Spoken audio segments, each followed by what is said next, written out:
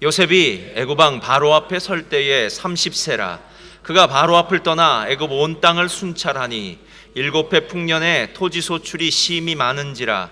요셉이 애굽 땅에 있는 그 7년 곡물을 거두어 각성에 저장하되 각성을 주위에 밭에 곡물을 그 성읍 중에 쌓아두매 쌓아둔 곡식이 바다 모래같이 심히 많아 세기를 그쳤으니 그 수가 한이 없음이었더라. 흉년이 들기 전에 요셉에게 두 아들이 나되 곧 오네 제사장 보디베라의 딸 아스낫이 그에게서 낳은지라. 요셉이 그의 장남의 이름을 므낫세라 하였으니 하나님이 내게 내 모든 고난과 내 아버지의 온 집이를 잊어버리게 하셨다 하며, 차남의 이름은 에브라임이라 하였으니 하나님이 내가 나를 수고한 땅에서 번성하게 하셨다 함이었더라. 아멘. 자, 오늘 말씀의 제목은요, 시험 끝 축복 시작. 그래서 오늘 이 시간에 이 말씀이 여러분과 저의 삶 가운데 귀한 축복이 되시기를 예수님의 이름으로 축원드립니다.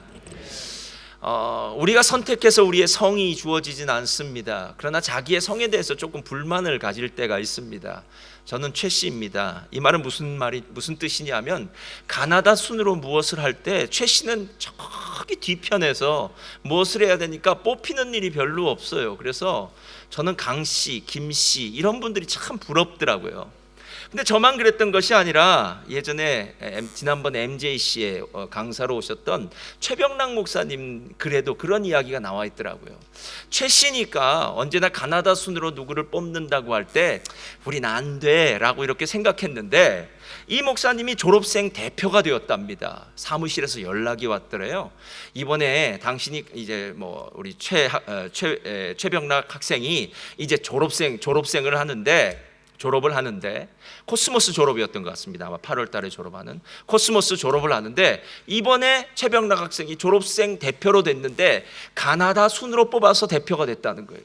그래서 물어봤습니다. 도대체 어떻게 내가 가나다 순으로 학생의 대표가 되었냐 물어봤더니 4명이 졸업을 하는데 본인은 최 씨, 나머지 사람은 한 씨와 황 씨였다는 겁니다.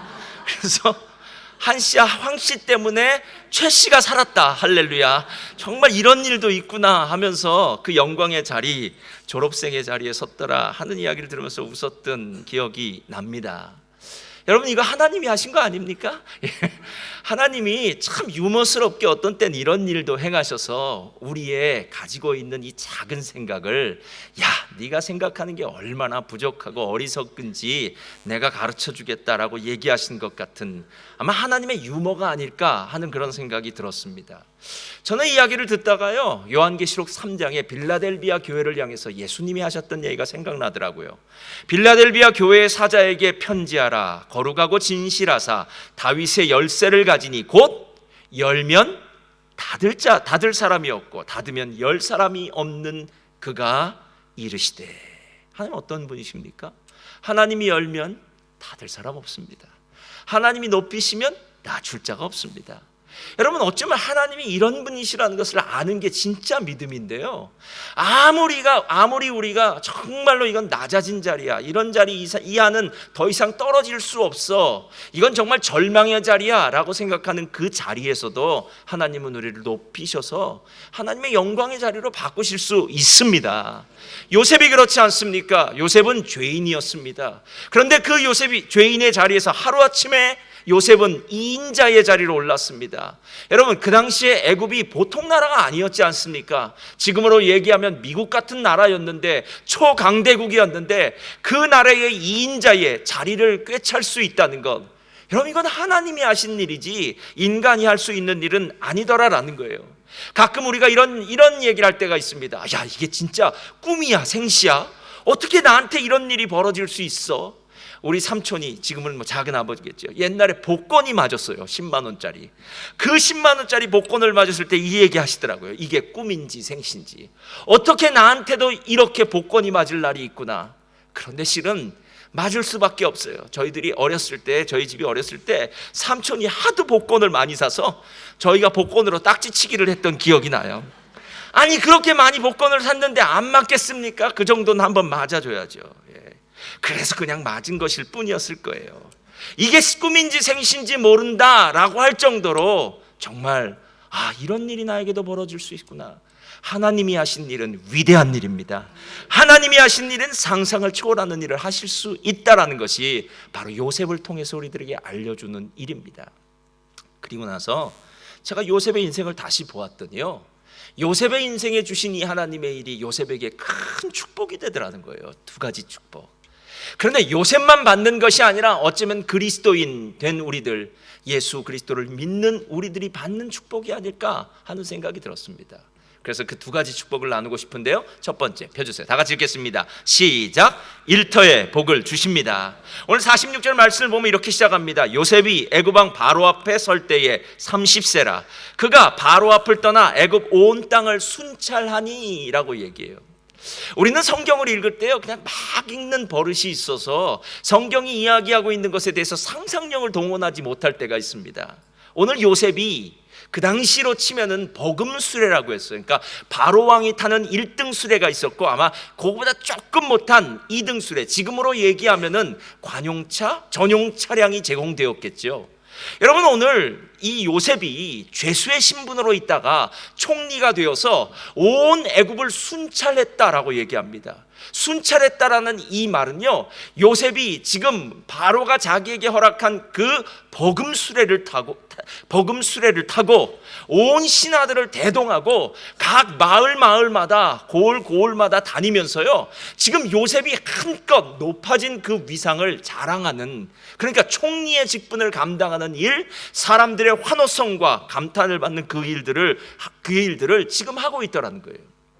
여러분, 이런 기분이 무엇인가 생각할 때 저는 이렇다면 생각할 수 있을 것 같아요. 어떤 때냐면은 열심히 공부를 하고 난 다음에 이제 자기가 원하는 직장에 이제 들어가게 되었습니다. 그래서 첫 출근하는 날, 여러분, 그 첫 출근하는 기분이 어땠을까요? 하늘을 날 것 같지 않을까요? 나에게 이제 드디어 기회가 주어졌구나, 나에게도 이제 새날이 되었구나, 내가 이 직장에서 한번 내가 마음껏 내 꿈을 펼쳐보리라, 아마 그런 마음으로 아마 지금 순찰을 가진 않을까 하는 생각이 들었습니다.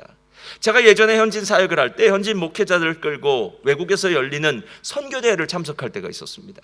근데 제가 그 현진 사역자들한테 비행기를 타서 물어봤어요. 비행기 타본 적 있냐고. 그때 처음이라고 그러더라고요.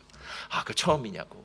그런데 그런 줄만 알았어요. 근데 저도 비행기를 예전에 처음 탔을 때 그런 느낌이 있었고 그런 일을 했어요. 뭐냐면 식사가 나오지 않습니까? 식사가 딱 나오는데 밥을 다 먹고 난 다음에 깨끗이 닦더라고요, 그 그릇을.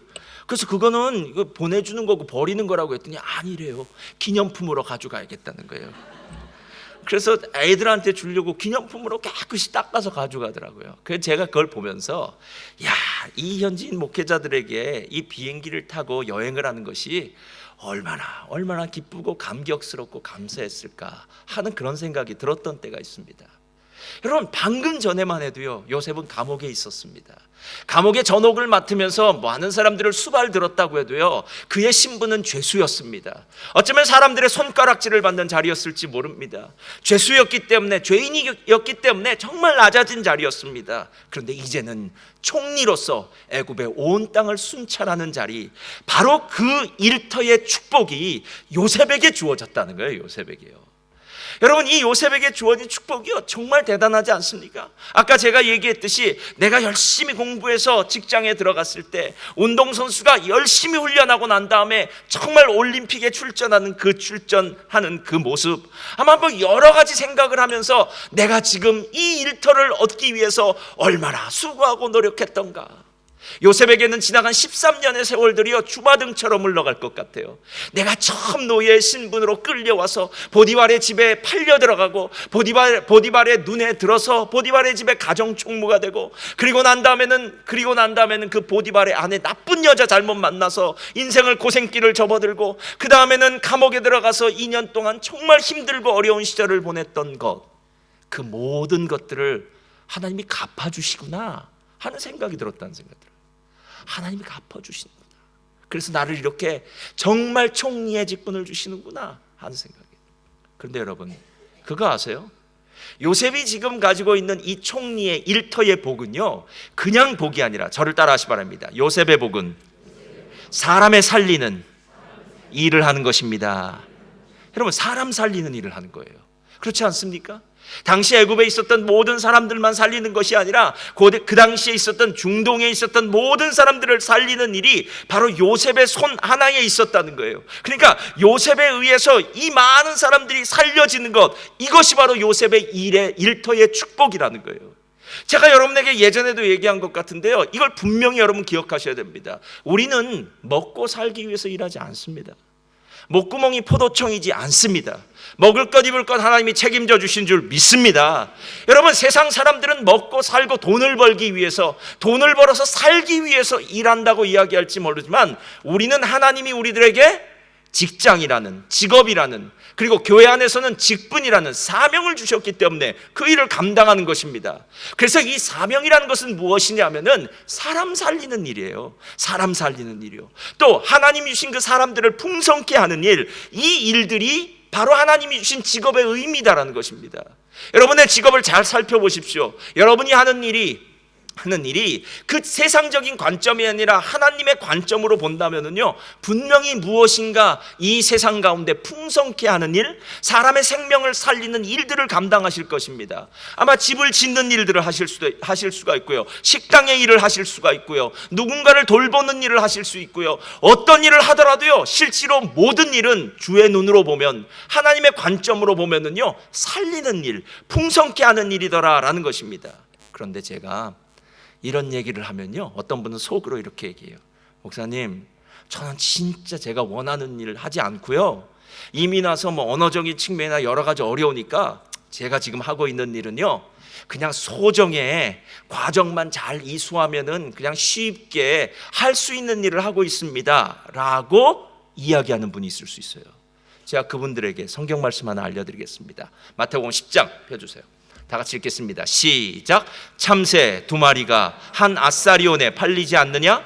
그러나 너희 아버지께서 무엇하지 아니하시면요? 허락하지 아니하시면 그 하나도. 여러분, 세상에 가장 바보 같은 사람이 하나님이 없다고 하는 사람이에요. 그렇죠? 하나님이 없다고 이야기하는 사람을 시편은 어리석은 자다라고 이야기합니다. 어리석은 자는 하나님이 없다고 얘기해요. 하나님의 존재가 없다는 것은 하나님이 우리의 삶 가운데 개입하지 않으시고 우리의 삶을 인도하지 않는다고 생각해요. 이건 그냥 우연히 벌어진 일이야, 이건 내가 원해서 하는 일이야 라고 얘기하는 건, 그건 하나님이 없다고 생각하는 사람과 똑같습니다. 그리스도인은 하나님이 있다고 생각하는 사람이고 믿는 사람들입니다. 그렇다면 여러분이 지금 하고 있는 일이 어떤 일입니까? 정말 우연히 이 일은요, 그냥 소정의 과정만 거치면 되는 일입니다, 쉬운 일입니다, 허드렛 일입니다, 별것 아닙니다. 아닙니다. 하나님 안에서는요, 작은 일, 큰 일이 없습니다. 하나님이 1달란트를 맡길 사람에겐 1달란트 맡기시고요, 2달란트 맡길 사람에겐 2달란트 맡기시고요, 5달란트 맡길 사람에겐 5달란트, 하나님의 뜻대로 맡기시는 것입니다. 작은 일, 큰 일이 아니라 그 일 가운데 얼마나 충성스럽게 일하고 있느냐, 그것이 중요합니다. 그래서 우리의 마음 가운데는요, 내게 허락하신 일터는 내게는 복이다 라고 생각해야 되고요, 그것이 작건 별것 아닌 것처럼 보이건 상관없습니다. 내가 일하고 있는 자리는 복된 자리요, 나는 이 일을 통해서 하나님의 축복을 받는 것이고, 이 직장은 나를 통해서 받는 자리가 될 줄 믿습니다.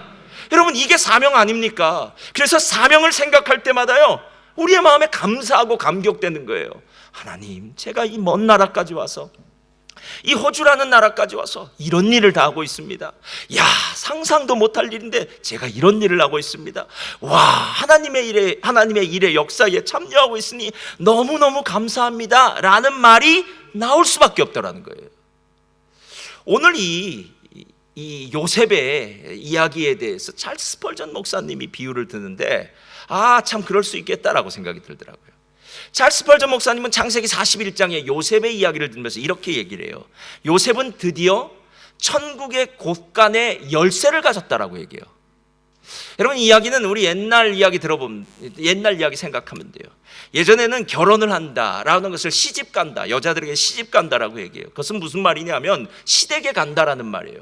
시댁에 가면 불꽃 같은 눈동자로 쳐다보고 계신 분이 계십니다. 누군지 아시겠죠? 시어머님 계세요. 근데 이분이 왜 그렇게 불꽃 같은 눈으로 쳐다보고 권세가 있느냐 하면 이유는 한 가지예요. 곳간에 열쇠를 들고 있기 때문에 그래요. 모든 파워는 곳간에서 시작됩니다. 그러니까 곳간을 열고 닫는 그 열쇠가 그 손에 있는 한 그 집의 보스는 그 시어머님이 되는 거예요. 근데 때가 흐르면은요, 때가 지나다 보면 이제 시어머님이 그 곳간의 열쇠를 누구에게 넘기냐면 며느리에게 넘기는 날이 있어요. 그러면 그 며느리가 드디어 그 집안의 보스가 되는 때예요. 이게 무슨 말이냐면 곳간의 열쇠는요, 누군가에게 나눠줄 수 있는 능력이 있는 사람, 권한이 있는 사람인데 요셉이 그런 사람이었다는 거예요. 바로가 아닙니다. 요셉이 곳간의 열쇠를 들고요, 자 이제 누구에게 나눠주어라, 자 이번엔 이런 일을 해라, 자 이번엔 저런 일을 해라, 요셉의 명령대로 다 하더라는 거예요.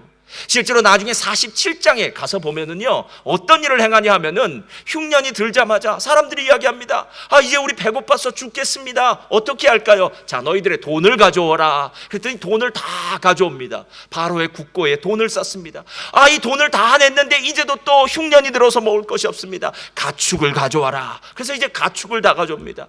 가축을 다 가져왔는데도 우리가 또 흉년이 들어서 먹을 것이 없습니다. 이번엔 땅을 가져와라. 땅을 가져오고요, 땅을 다 바로에게 바쳤는데도 우리는 먹을 것이 없습니다. 죽을 것 같습니다 라고 얘기할 때, 그러면 너희들의 목숨을 가져와라 해서 바로의 노예가 돼요, 다들. 그래서 바로의 나라가 아주 시스템적으로 완벽한 나라가 되는 그 중심에 누가 있었느냐 하면요, 요셉이 있었어요. 그러니까 천국에 마치 창고의 곳간의 열쇠를 가지고 지금 요셉이 이 모든 애굽을요, 자기 힘대로 좌지우지하는 능력이 있다라는 거예요. 여러분, 지금 여러분이 어떤 일을 하고 계시다면요, 이게 바로 그리스도인의 사명입니다. 여러분이 그 자리에 없으면 그 일은 안 돌아갑니다. 할렐루야. 아멘이 작네요. 다시요. 여러분이 그 자리에 없으면 그 일은 안 돌아갑니다. 믿으시나요?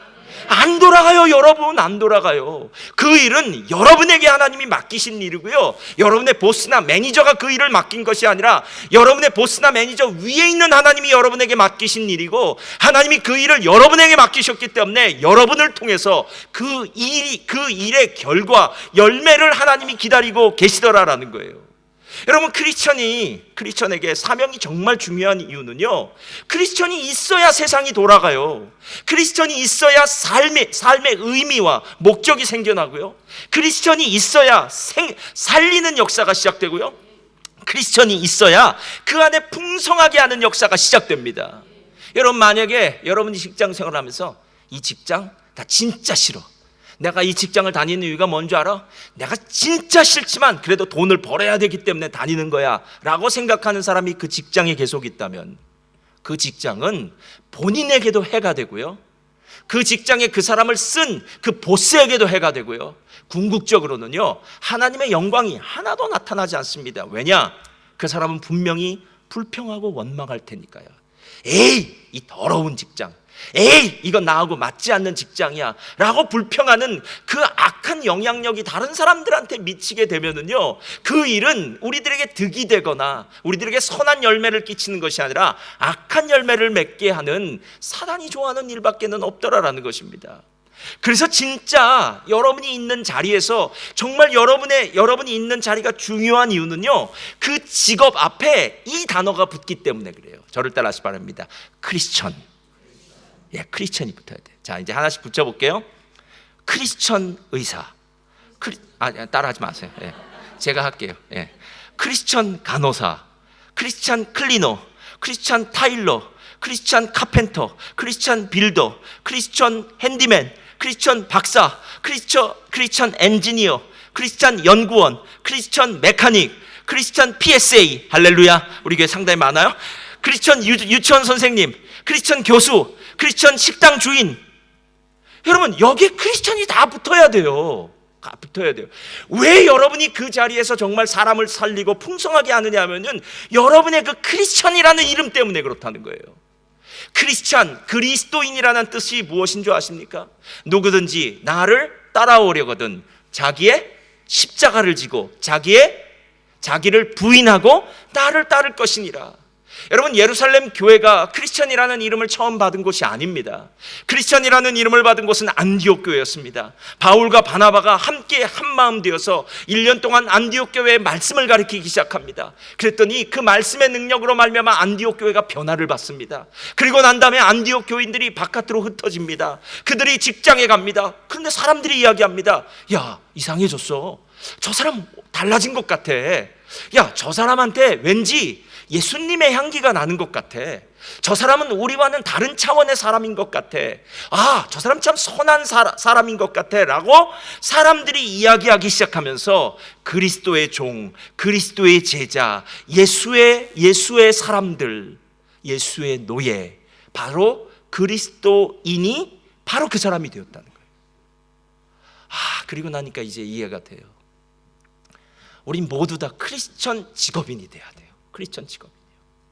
그러니까 내가 있는 곳에서 이 크리스천이라는 이름이 바로 나를 규정하는 의미가 돼야 된다는 거예요. 그냥 뭐 건축가로서, 그냥 뭐 의사로서, 그냥 간호원으로 있는 것은 세상에 많아요. 세상에 많아요. 그런 사람들은 하나님과는 전혀 상관이 없어요. 근데 그 앞에 크리스천이라고 붙은 사람들은 적을 수밖에 없어요. 제가 한국의 국회의원이 몇 명인지 찾아봤습니다. 20대 국회의원이 294명쯤 되더라고요. 그럼 도대체 국회의원 중에 몇 명의 기독교인이 있을까? 개신교인이 있을까? 봤더니 4분의 1이 개신교인이더라고요. 19대 국회 때는 3분의 1이었대요. 그런데 20대 국회 와서 4분의 1, 거기다 뭐 카톨릭까지 치면은 한 3분의 1 정도 된다 그러더라고요. 여러분, 정말 우리 정치인들에게 크리스천 이름이 필요한 거 아닙니까? 예. 크리스천이라는 이름이 없기 때문에 세상에 많은 직업을 가진 사람들은 있는데 크리스천이라는 이름이 없이 그 직업을 가진 사람들 때문에 그 직업이, 그 일터가 진짜 복이 되지 못한다는 거예요, 여러분. 그렇구나. 십자가를 질 수 있는 사람, 예수를 따르는 크리스천이라는 사람이 바로 직업을 가질 때 그 일로 하나님의 영광이 나타나기 시작하는 거구나라는 생각이 들었어요. 토마스 아켄퍼스가 하고 있는 십자가를 진다는 데에 대해서 하고 있는 이야기가 있어요. 토마스 아퀴나스가 이렇게 얘기해요. 우리가 십자가를 즐겁게 진다면 그 십자가는 당신을 지고 원하는 목적지까지 데려다 줄 것이다. 그러니까 당신이 만약에 십자가를 즐거운 마음으로 진다면 이제부터 십자가를 내가 지는 게 아니라 십자가가 나를 데리고 하나님이 원하시는 그 자리까지 인도하실 것이라는 거예요. 근데 반대가 있어요. 만약에 당신이 마지못해서 십자가를 진다면 당신은 스스로에게 새로운 짐을 지우는 것이며 그 짐은 점점 무거워질 것이다. 이렇게 얘기했대요. 여러분에게 묻겠습니다. 여러분이 지금 이 땅에서 일하고 있는, 여러분이 직업이라고 갖고 있는, 직업란에 쓰고 있는 그 일이 점점 더 무거워지나요? 아니면 그 일을 통해서 하나님께 감사드리고 있나요? 목사님, 전 정말 한국에서는 정말 이럭저럭 살았는데 이미 나서 진짜 열심히 일하면서 살고 있습니다. 맞습니다. 지금 열심히 일하면서 살고 있는 것이 바로 하나님의 영광을 위해서 사는 것입니다.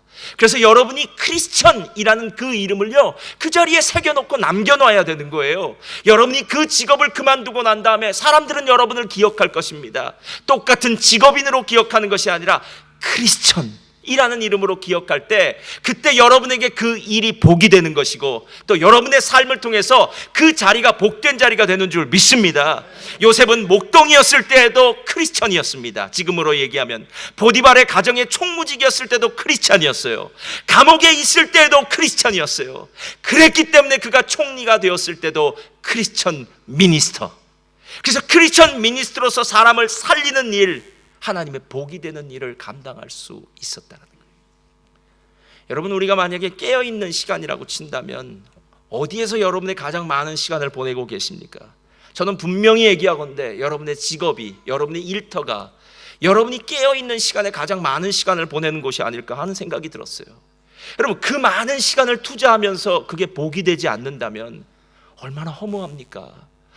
목사님, 저는 일터 때문에 힘들었습니다가 아니라, 목사님, 하나님께서 제게 이 일터의 복을 주셔서 제가 아침마다 일어날 때마다, 그곳에 있을 때마다 이 일을 감당할 때마다 이 일을 통해서 많은 복을 받았습니다.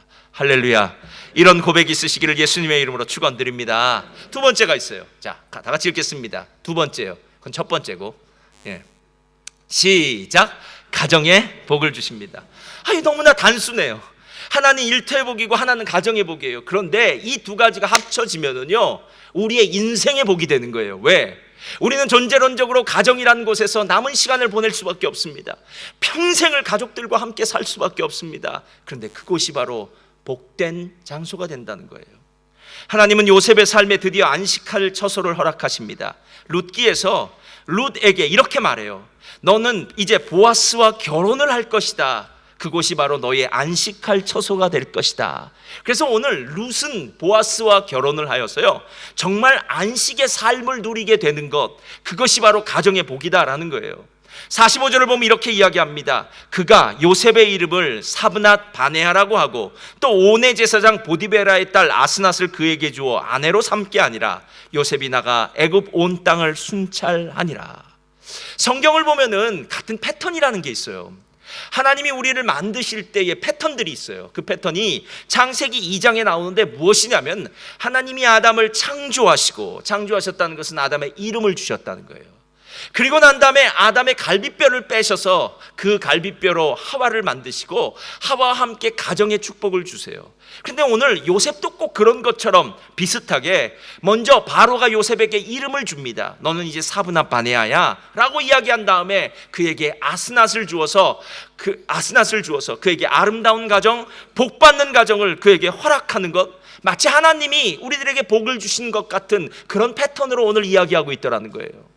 여러분, 가정이 얼마나 축복의 장소인지 모릅니다. 실은 가정의 복을 잃어버리거나 가정의 복을 누리지 못하는 것처럼 우리들에게 가장 큰 아픔과 고통은 없습니다. 여러분, 시편 128편 한번 찾아주실래요? 한번 다 같이 읽겠습니다. 시작.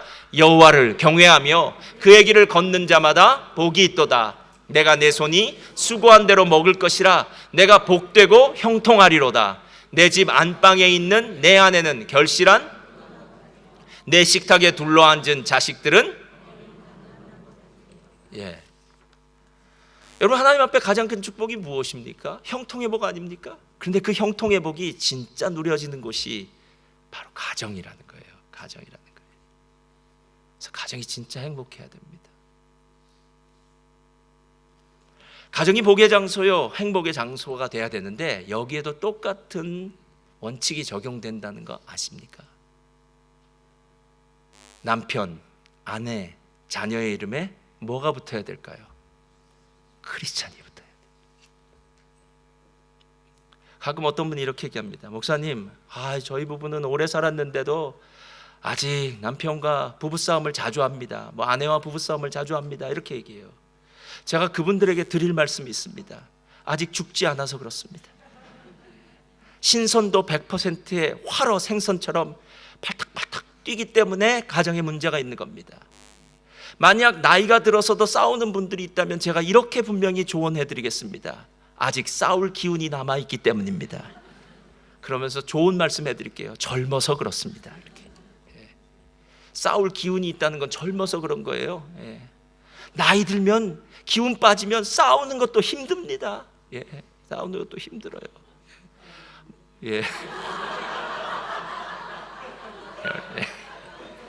원로 목사님 아멘 하셨네요. 기운이 없어요. 왜 싸운 줄 아십니까? 죽지 않아서 그래요. 크리스천이 안 됐기 때문에 그래요. 자기의 십자가를 지고 자기를 부인하고 나를 따라야 되는데 자기가 십자가에 죽지 않았어요. 자기가 부인되어지지 않는 거예요. 실제로 남편이 죽으면요, 아내와 자녀들이 행복해집니다. 아내가 죽으면 남편과 자녀들은 행복해져요. 자녀가 죽으면은요, 여기서 죽는다는 건 진짜 죽는 게 아니라 또 집에 가셔서 오해하지 마세요. 자녀들이 십자가에 죽으면 부모님들이 행복해져요. 부모님들이 십자가에 죽으면 자녀들이 행복하기 시작해요. 여러분, 그 사실을 아십니까? 그런데 서로 죽지 않았기 때문에 그래요. 죽지 않았기 때문에 그래요. 죽지 않았기 때문에. 오늘 이제 12월 첫째 주 우리 세례식이지 않습니까? 세례식의 의미가 무엇입니까? 물속에서 죽는 거 아닙니까? 죽어야 된다고 이야기합니다. 근데 자꾸 다른 사람 보러 죽으라고 합니다. 나는 살아있을 테니까 당신이 죽으라고. 당신이 죽으라고. 여러분, 그런 이야기들을 하는 곳에는 결단코 어떤 해결책은 없더라는 거예요. 죽은 사람이 있는 곳에는요, 큰 소리 나지 않습니다. 싸움 나지 않습니다. 죽은 사람이 있는데 무슨 문제가 있겠습니까? 미국에서 자마라고 이렇게 청소년 운동을 했던 김충근 장로님이라고 계세요. 이렇게 코수염 기르고 이렇게 아주 탄탄한 몸이신데요. 이분의 사모님이죠. 아내가 크리스천이 되고 난 다음에 남편에게 이렇게 얘기했대요. 여보, 내가 보니까 우리 한국 여인은 복숭아 같아요. 복숭아가 익으면 얼마나 먹음직스럽고 아름다워요. 또 먹으면 얼마나 맛이 있어요. 그런데 너무 꼭 깨물지는 말아요. 이빨이 부러질지도 모르니까. 그 안에 단단한 씨가 있어요. 이렇게 얘기했대요. 이 말은 승질 돋구지 말라는 얘기입니다. 어느 정도까지 하란 얘기예요. 그 이상은 넘어가면 큰일 납니다. 이빨 깨집니다. 그런데 반대로 이때 딱 남편인 김충근 장로님이 이렇게 생각이 되더라. 맞아 여보. 우리 한국 남편은 코코넛 같아. 코코넛은 겉으로 보기에는 남자 같고 단단하고 강하고 크지만 사실 꽉 깨트리면 속이 텅 비어 있잖아. 이렇게 얘기하는 거예요. 그러니까 코코넛 같다는 거예요. 그러니까 남편과 아내가 둘 다 다르니까 서로 다름을 인정하면서 그 안에서 서로 죽으라는 이야기입니다. 십자가에서요. 그러면서 이 사모님이 한 가지 더 얘기해요. 여보, 나는 크리스찬이니까 당신을 우리 가정의 머리라고 알고 있고 또 인정합니다라고 얘기해요. 그러니까 아내들이요, 남편을 머리로 인정한다고 얘기해야 돼요. 진짜 머리예요, 여러분. 머리예요. 그러나 한 가지만 기억하라는 거예요. 그런데 여보, 당신은 머리지만 나는 목이에요. 목이 부드럽게 잘 움직여야 머리도 움직이지. 만약에 목이 뻣뻣하여 움직이지 않으면 머리도 움직이지 못하는 것 아시죠? 이렇게 얘기했대요. 그러니까 목과 머리의 관계다라고 이렇게 아내가 얘기하더라는 거예요. 여러분, 누구의 잘잘못 따져서 무슨 소용이 있겠습니까? 아니, 거기서 이겨서 무슨 이득이 있다고 끝까지 이기겠다고 그렇게 얘기하십니까? 지는 게 이기는 겁니다. 지는 게 이기는 겁니다. 그런데 바로 그것이 크리스천이란 이름이 남편이나 아내 앞에 붙게 되면 그런 역사가 시작된다는 거예요. 그런 역사가. 그러니까 크리스천 남편, 크리스천 아내가 되었을 때 그 가정이 정말 아까 시편 128편에 이야기한 그런 복된 가정이 되고요. 즐거운 곳에서는 날 오라 하여도 내 쉴 곳은 내 집뿐이리. 홈 스위트 홈. 어디 밖에 나가도 난 내 집이 제일 좋은 것 같아. 집이 정말 나에게는 가장 행복한 천국과도 같아. 할렐루야. 그 이야기를 할 수밖에 없는 이유는요, 크리스천 남편, 크리스천 아내, 크리스천 자녀, 크리스천 부모가 되었을 때라는 거예요. 크리스천이요. 근데 여기에 크리스천이라는 이름이 붙은 그 남편과 아내 가운데 어떤 복이 하나 더해지냐면요, 우리가 너무 잘 알고 있는 부분이라서 이건 제가 깊이 다루진 않겠습니다. 저를 따라하시 바랍니다. 므낫세 하면 에브라임 하게 됩니다. 자, 이게 무슨 뜻인지 아시겠죠? 므낫세는 뭐예요? 다 잊어버렸다는 뜻이에요. 그럼 에브라임은요, 하나님이 창성케 했다는 거예요. 여러분, 실제로 므낫세 하면 에브라임 한다, 우리가 2년 전에 우리 수련회 강사님으로 오셨던 목사님이 가르쳐 주신 건데 정말 맞아요. 정말 맞아요. 오늘 므낫세와 에브라임의 복이 그 가정 가운데 임한다는 거예요. 풍성케 하신다는 거예요. 하나님 창대케 하신다는 거예요. 다른 사람들에게 충분히 나눠주고도 남을 만큼 하나님께서 놀라운 축복과 은혜를 베풀어 주시는 그 가정이 되는데, 그 전에 먼저 잊어버리게 하는 축복도 주신다는 거예요. 여러분, 과거의 것 일일이 다 기억하면서 어떻게 행복한 삶을 살 수 있겠습니까? 누군가 나에 대해서 잘못한 것들 끝까지 디테일하게 당신이 그때 이때 이렇게 얘기하고 이렇게 한 거 기억나지? 기억 안 납니다. 안 납니다. 그런 기억력 다 총동원시켜서 이야기한들 무슨 소용이 있겠습니까? 그리스도인은 크리스천이라는 사람은요, 이미 십자가에 죽었기 때문에 이전의 것 붙들고 마음 아파하며 마음 상하는 사람이 아니라요, 그리스도 예수 안에서 날마다 새롭게 하시는 하나님의 은혜를 체험하는 사람인 줄 믿습니다. 날마다 그리스도 예수 안에서 새로운 은혜를 체험하니까요, 그저 감사한 거예요. 당신이 나와 함께 있는 게 감사해. 우리가 이곳에서 살고 있는 게 얼마나 감사해. 우리 자녀들 건강하니까 감사하지 않아. 야, 우리가 이렇게 직장 생활을 하니까 감사하지 않아. 모든 것이 감사할 수 있고 복이 될 수 있는 이유는 하나님 앞에 잊어버리는 역사가 시작되고요, 잊어버리는 역사가 시작될 때 에브라임의 축복, 풍성함의 역사가 그와 함께 있기 때문이다라는 것입니다. 저는 오늘 멜번 순복음교회 성도님들의 삶에 요셉과 같은 일터의 복과 가정의 복을 누리시기를 예수님의 이름으로 축원드립니다. 실은 일터의 복과 가정의 복 두 가지를 다 누리면은요, 여러분의 인생 전체의 복이 누려지는 것 아닙니까? 민수기서 6장을 보면은요, 아론의 대제사장의 기도가 나와요. 하나님, 여호와는 내게 복을 주시고 너를 지키시기를 원하며, 여호와는 그의 얼굴을 내게 비추사 은혜 베푸시기를 원하며, 여호와는 그의 얼굴을 내게로 향하사 평강 주시기를 원하노라. 할렐루야. 여러분, 이 이야기는, 이 기도는, 대제사장의 축복 기도문은요, 예배가 마칠 때 성도님들에게 하는 거예요. 여러분, 예배가 왜 인생의 가장 중요한 시간인 줄 아십니까? 다른 건 빼먹어도 예배는 빼먹을 수 없는 그 이유가 무엇인 줄 아십니까? 바로 이 복 받기 때문에 그래요. 대제사장 아론이 앞에 나와서 제사가 끝난 그 사람을 향해서 두 손을 들고 축복하며 기도합니다. 요즘 같다면 목사님이 마지막에 축도를 하는 것과 똑같아요. 그때 이야기합니다. 여호와께서는 내게 복 주시기를 원한다. 여호와께서는 너를 지키시기를 원한다. 여호와께서는 그의 얼굴을 내게 비추사 은혜 베푸시기를 원한다. 여호와께서는 그 얼굴을 내게로 향하사 내게 평강 주시기를 원하노라. 할렐루야. 이건 전부 아닙니까, 여러분? 하나님이 함께 있는데 무슨 문제가 있습니까? 문제가 있어도 해결받을 수 있는 열쇠가 있는 것 아닙니까? 아무리 큰 7년의 흉년의 문제가 있더라도 오늘 요셉을 통해서 하나님의 지혜를 받은 요셉을 통해서요, 그 모든 문제들을 해결할 수 있는 그 해결책이 요셉을 통해서 있는 것 아닙니까? 죽지 않고 사는 역사는 요셉의 손에 있는 창고 곳간의 열쇠 때문에 시작된 것 아닙니까? 그렇다면 하나님의 복을 받은 우리들이 나아가서 그 일터의 자리가 복이 되고 가정이 복이 되고 어디를 가든지 복이 되는 역사, 이 역사가 저와 여러분의 삶 가운데 있어야 되지 않겠습니까? 자, 오늘 집에 가면은 여러분의 이제 복이 시작될 줄 믿습니다. 그런데 그 전에 사탄이 먼저 와 있을지 몰라요. 꼭 와 있어요. 사탄이 버티고 있어요. 거기 문 앞에서 기다리고 있어요. 그래서 문을 들어갈 때, 주차장에서 들어갈 때 이제 이 고백을 하셔야 됩니다. 이 가정은 하나님의 복된 가정이다. 자, 따라하겠습니다. 시작. 이 가정은 하나님의 복된 가정이다. 할렐루야. 이곳이 내가 있기 때문에 복된 자리고요, 나로 인해서 이 가정이 복된 자리가 될 줄 믿습니다. 자, 월요일은 어디 갈까요? 이제 일터를 가게 됩니다. 일터를 가서 일터 나가려고 이제 운전대를 딱 잡을 때 이야기해야 돼요. 이 일터는 나에게 복된 자리다. 내가 이 일터로부터 복을 받고 일터가 나를 통해서 복을 받을 것이다. 할렐루야. 여러분, 이 고백과 선포를 하는 것과 안 하는 것은 천지차예요.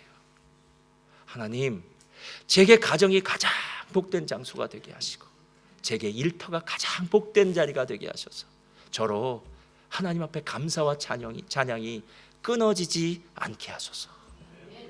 오늘 우리가 추수감사절입니다. 이 앞에 보니까, 와, 과일을 보니까 우리 너무너무 감사하네요. 너무너무 감사하네요. 제가 이 과일을 보고 그냥 제 마음에 들었던 얘기인데 별 수가 없을 것 같아요. 오늘 좀 우리 셀 리더님들 부부는 다 마지막에 나와서 사진 한 장 찍고 가겠습니다. 우리가 함께 우리 하나님께 이 감사하는 사진을 한 장 찍어서 인생의 사진첩에 우리 셀 리더들을 남겨놓으시고요, 셀원들은 그 안에 우리 셀 있다라고 생각하시기 바랍니다. 그래서 오늘 예배가 끝난 다음에 박성호 목사님 어디 있어요? 우리 셀리더님들은 예배 끝나자마자 우리 인사하고 그 자리에 빨리 와 주셔서요, 우리 앞에서 함께 사진 찍고 이날 오늘 이후로는 우리의 일터, 우리의 가정이 복된 자리가 될 것이다. 하나님 감사합니다. 그 감사의 제사가 우리의 삶의 평생에 진행되어지고 평생에 드려지기를 예수님의 이름으로 축원드립니다.